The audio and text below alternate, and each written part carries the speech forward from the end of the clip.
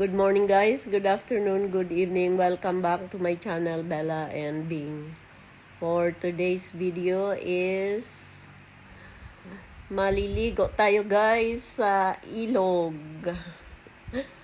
Maiba naman tayo, punta tayo ng Bulacan. Maliligo tayo sa ilog ng Norsagaray. Kung tawagin nila ito, malapit yata ito sa DRT. Basta ang nakakasakop nito guys is Norsagaray.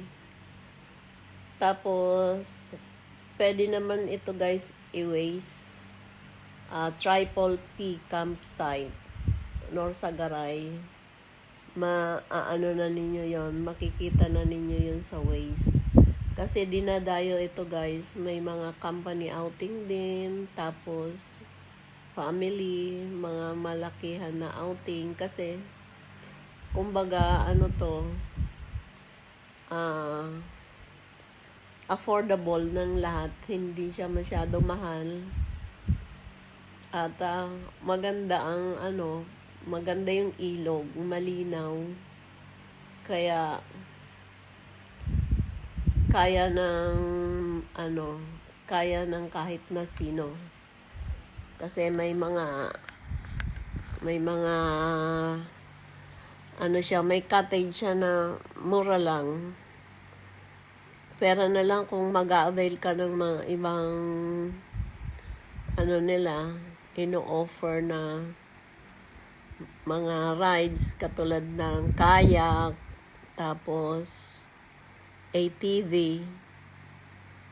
Ayun, medyo mapamamahal ka. Pero kung maliligo ka lang sa ilog, tapos magre-rent, kayang-kaya ng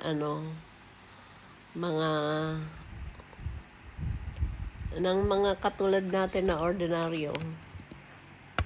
Kaya, let's go guys. Ayan, sneak preview ng camping site.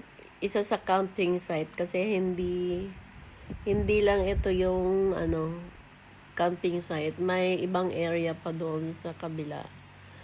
Pero for the meantime, pasilip ko muna sa inyo ang area na ito. Ayan, di ba? Maganda. Tapos pwede dalhin yung sasakyan. Ngayon, bago tayo dumako sa ibang lugar, sa ibang area niyan, ayan, pasilip muna tayo ng tubig. Ganyang kalinaw guys ang tubig, mabato lang siya. Pero maganda. Ito guys ang dadaanan natin. Kasi ito yung challenging. Dito sa lugar na ito, yung from Norsagaray going to the barangay, maganda pa yung maganda yung kalsada niya. Makikita natin ang some areas ng kabundukan ng Sierra Madre. Tapos ayan yung lugar niya guys, sa sobrang init, ang mga damo-damo niya is brown na. Kaya kahit sa probinsya damang-dama yung init ng panahon. Ayun, tingnan nyo guys, pati mga damo na matataas na damo, brown na, pati mga saging, mga konti na lang yung mga dahon dahil nga sa init. Pero kung tag-ulan yan, ang lago-lago ng dahon na yan. Maganda ang view guys sa along the way kasi marami kang makikita, mga terrain, tapos palusong, paakyat, tapos mga bulubundukin. Dahil nga ang ibang parte ng Bulacan may bulubundukin din. At saka ito yung lugar ng Bulacan kasi ang Bulacan is known na binabaha. dito, ito yung lugar na mataas na hindi nakakaranas ng baha. Kaya kung ninanais niyo magkaroon ng property sa Bulacan, dito sa San Jose, parte ng San Jose, Norsagaray, ayan, mataas ang diyan, mataas ang lupa, walang baha. Ngayon, ito na guys ang challenging part. Rough road siya at maalikabok dahil mainit. Tapos, hindi siya simentado. Kaya ayan, gewang-gewang yung sasakyan. Ayan, ang ganda ng view guys sa along the way. Tingnan nyo guys ang damo. Puro brown na. Pati mga ibang puno halos na, brown na ang mga dahon. Ayan, tingnan nyo rough road, hindi simentado. Papunta na kasi yan sa kumbaga private property na ito. Bago ka makarating doon sa campsite, maraming dadaanan mo na nakaharang kasi unang-una may nagbabantay doon, siguro barangay officials yun. Nag-aano sila ng environmental fee, pero mura lang naman, 20 pesos yata per head. Tapos papasok ka naman sa private property, nag-aano naman sila ng contact. Kung dadaan ka kasi sa property nila, so meron na naman doon. Mura per sasakyan lang yata ang singil. Kaya hindi masyadong mabigat.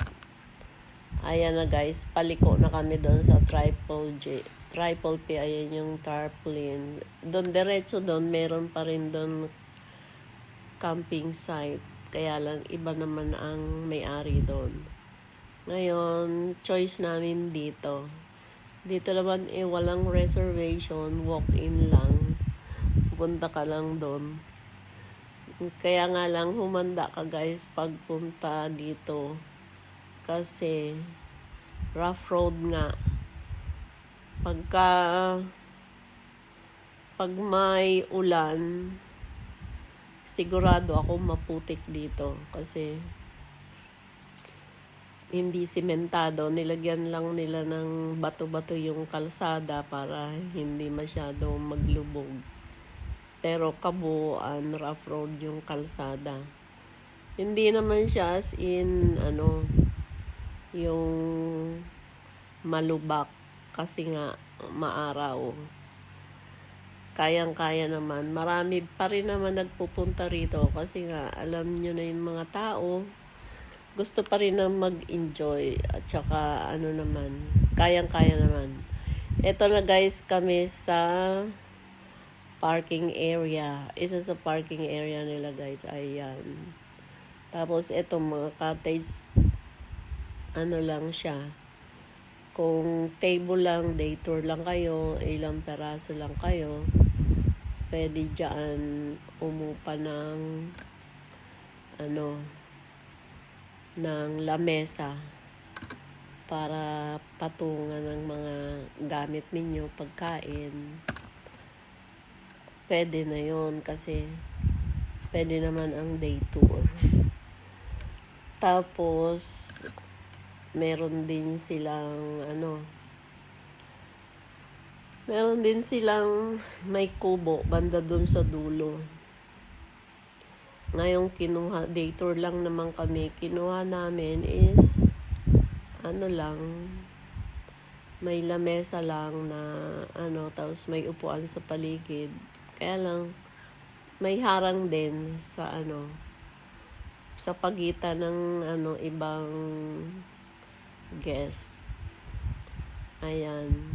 Tanya, ang daming tao guys, oh. Halos puno. Ayan, may tindahan siya. Tapos, ayan, yung dito lang kami sa gilid. Kasi day tour nga lang kami, hindi naman kami magtatagal. Maliligo lang kami. Ito yung ito yung daanan papunta ng ilog. Ayan, nandito na tayo guys sa ilog. Tapos ganyan kalawak ang ang ilog, mahaba siya. So meron pa doon mga bato-bato. Mababaw lang naman dito sa parte na to, kaya dito lang kami nagtampisaw. Pero may malalim din. Mamili ka lang. Ang mga bata, nakakalusong naman sila. Kasi may mababaw na parte. Kaya okay lang sa mga bata. Tsaka safety naman dahil may lifeguard sa magkabilaan. Tapos obligado na magkaroon ka ng life vest. So lahat ng pumasok dito may life vest. Hindi masyado nakakatakot kasi syempre pagka may suot kang life vest, automatic yun, nakalutang ka kahit na malalim, kahit hindi ka marunong lumangoy. Kaya safe naman dito. Tsaka ang daming tao ngayon. Marami siyang nagbabantay bukod dun sa hindi lang isa ang lifeguard.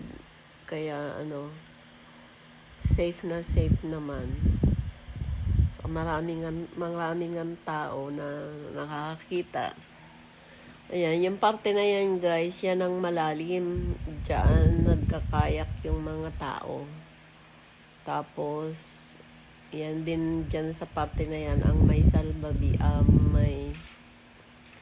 merong tawag doon, balsa.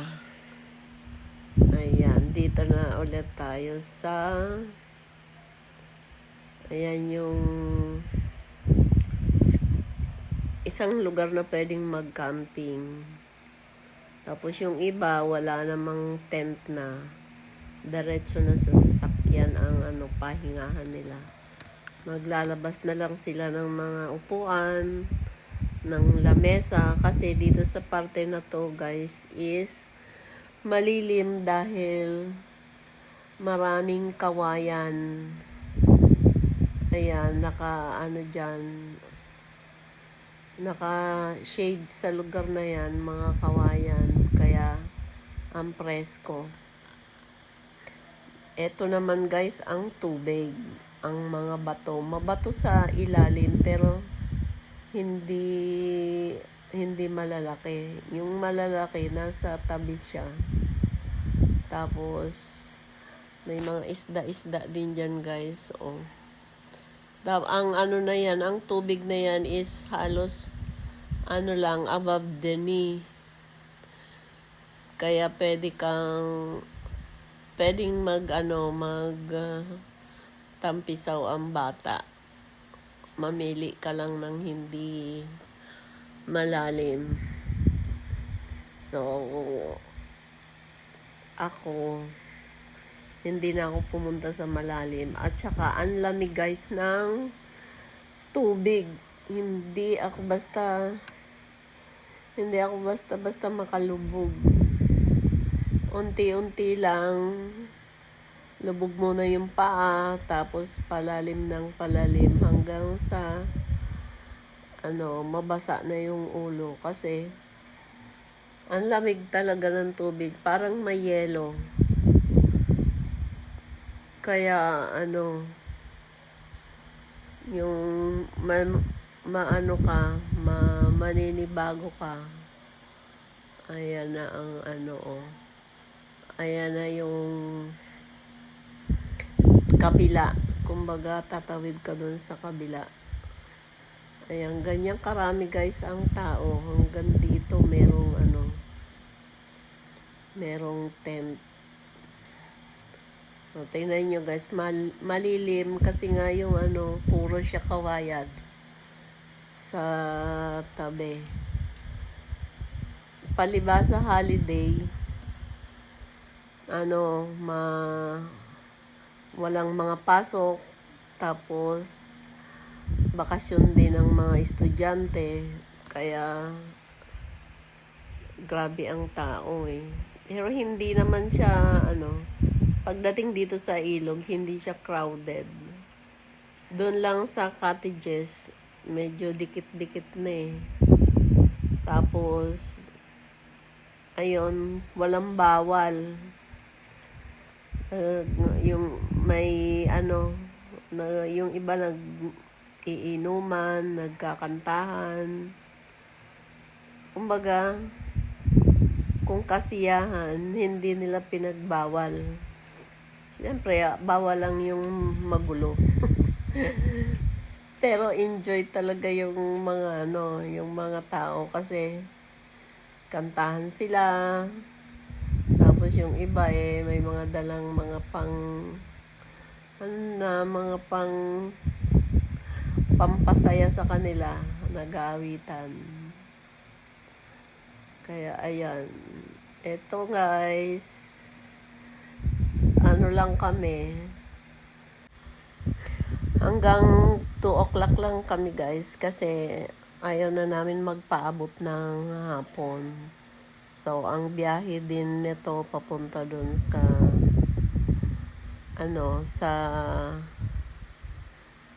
kaibigan namin is 1 hour lang. Ngayon uuwi pa kami ng Quezon City. Medyo matagal-tagal.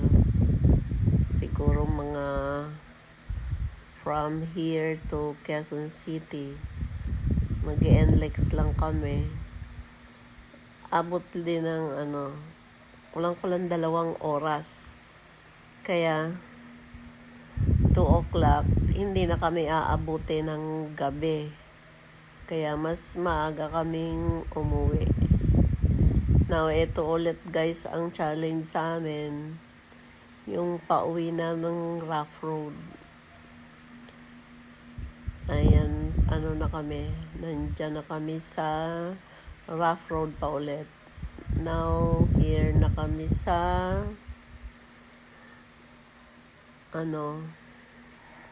nasa tawag doon.